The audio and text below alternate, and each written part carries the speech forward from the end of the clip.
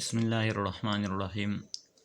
تختی نمبر 12 د شد باره کې ده او د شد باره کې به یو دوه درې تپوسونه او سوالونه جوابونه وي. لکه چې یو کس تپوس وکړي چې دا شد څنګه وي نو سړی به ورته جواب ورکړي چې دا 3 غاښونو والا په شان دي، 3 غاښونه وي نو داسې شد دي. بیا بل سوال داسې راځي چې شد چې په کوم ټکي راشي هغې ټکي ته څه وایي، یعنې هغې حرف ته څه وایي، نو هغې ته بیا وایي مشدد. مشدد بیا دا مشدد حرف به ویلی کېږي څنګه، نو دا به 2 ځله ویلی کېږي.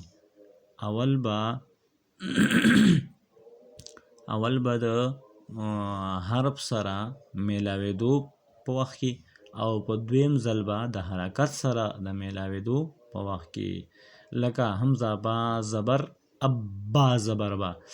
او دریم نمبر ویلی کېږي به څنګه، نو دې کې به سختی کېږي، ها شد والا ټکی به دا په سختۍ ویلی کېږي، سختی به پکې کېږي او کلکوالی به په ژبه کې پیدا کېږي.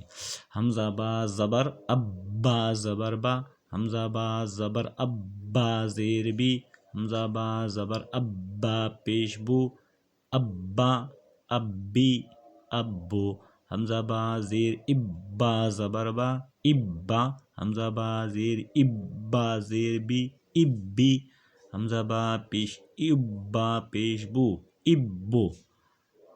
نو ابا ابی ابو. نو دا دویم حمزه با زبر ابا دو زبر بن ابن، حمزه با زبر ابا دو زیر بن ابن، حمزه با زبر ابا دو پیش بن ابن ابن ابن. دا د یو زبر او دو زبرونو زبر او پیشونو هغه طریقه پکې هم وشوه.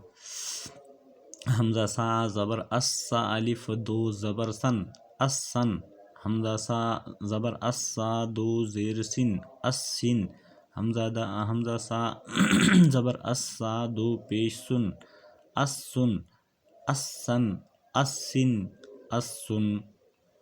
دا چې کوم دی زموږ نننی سبق و، اسانو. الله دې پکې موږ ته نور هم مخکې ته ویلو او په هغې باندې عمل کولو ترقي راکړي.